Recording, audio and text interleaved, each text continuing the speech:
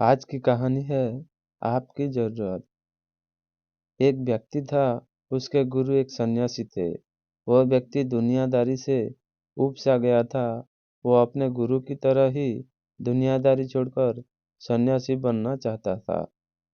उसने अपने परिवार को यह बात बताई तो सभी ने मना कर दिया, यह कहते हुए कि हम सब आपसे बहुत प्यार करते हैं।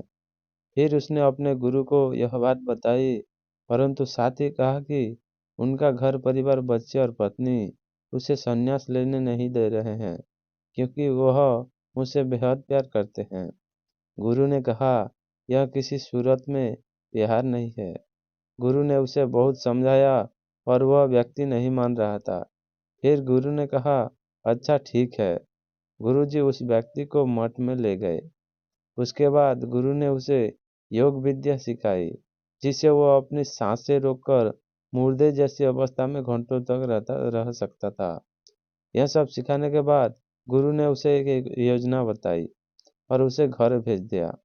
दूसरे दिन वह व्यक्ति अपने घर पर मुर्दा पाया गया। परिवार के सारे लोग इकट्ठे हो गए।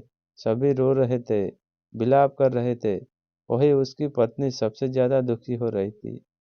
पूरे घर में कोहराम मच गया था। सभी की आंखें नम थी।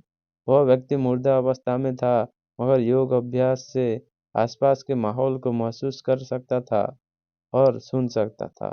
उसे बड़ा सुकून मिला कि उसका परिवार उसे कितना प्यार करते हैं। अंततः उसने संन्यास का इरादा त्यागने का फैसला कर लिया। कुछ ही देर बाद उस व्यक्ति के गुरु वहां पहुंचे।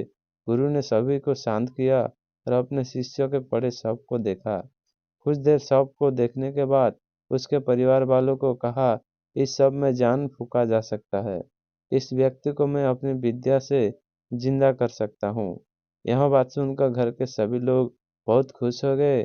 सभी को एक उम्मीद की किरण नजर आ रही थी। फिर सभी ने उस सन्यासी से कहा, तो आप यह काम जल्द से जल्द करिए।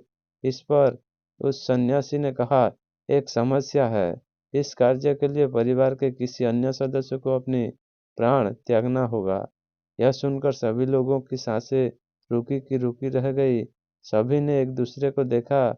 सन्यासी ने परिवार के सभी सदस्यों से एक एक कर पूछा, पर किसी ने भी हाँ नहीं कहा। सभी ने अपनी जान की जरूरत बताई और अपनी जिंदगी भी। सन्यासी ने फिर उस व्यक्ति के पत्नी से कहा, अगर यह नहीं रहे तो तुम कैसे जियोगी? उसकी पत्नी ने तुरंत जवाब दिया, मैं इनके बगैर भी जी लूंगी। गुरु ने उस व्यक्ति को बच्चों से भी यही सवाल किया, उनका भी जवाब नहीं थी।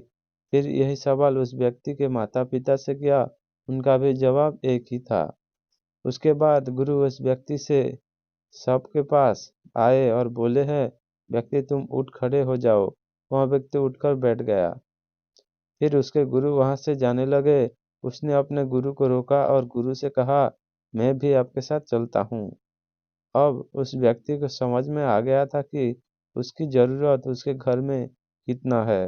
अब यह एक पल भी अपने घर में रहना नहीं चाहता था।